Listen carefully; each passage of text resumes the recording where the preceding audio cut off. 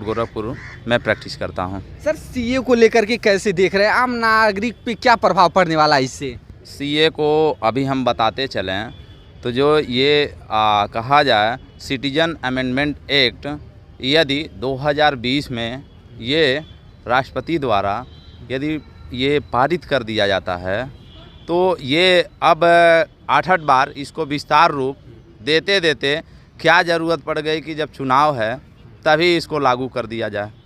अच्छा, ये भी सवाल का विषय है।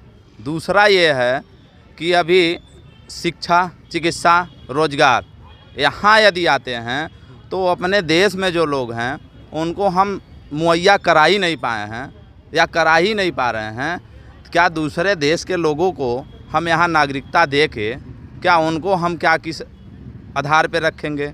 यहाँ समस्या ये आ रही है कि यदि एक कमरा हमारे पास मकान है और हमारे परिवार में ऑलरेडी 2-4 लोग हैं, उनको असुविधाएं खेद हो रही है, तो क्या दूसरे को हम अतिथि के रूप में या अन्य रूप में स्वीकार कर रहे हैं? भाई दरवाज़ा खुला है, आओ भाई आओ, तो क्या उसको बैठाएंगे अगले को? तो क्या बैठाने के बाद हम अस्थाई उसको कर रहे हैं? अस्थाई करने का क्या मतलब है कि क्या हम उसको शिक्षा, चिकित्सा, रोजगार दे पाएंगे?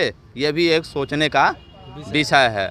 ऐसे अगर कहा जाए तो क्या ये कानून जो सीए की बात आप कर रहे हैं, सीए, तो ये पूर्णतः स्पष्ट होना चाहिए, जिससे ये भी स्पष्ट नहीं है। और रही बात इसको लाने में, क्या कोई इन्वेंशन हो रहा था कि विगत आप कहा जाए 20 से ये 4 साल लगभग आपके लग गए?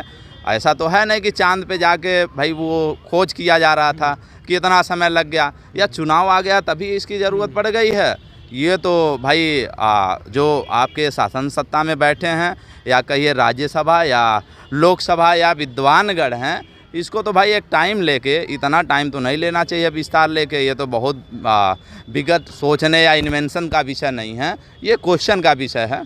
गंभीर सवाल है इनका, क्योंकि जो देश के युवा हैं उन पे ध्यान न दे करके ये सीए पर ध्यान दे रहे हैं, इनका गंभीर आरोप है। और एक साथी हमारे साथ जुड़े हुए हैं, उनसे भी हम बातचीत करेंगे कि इनका क्या कुछ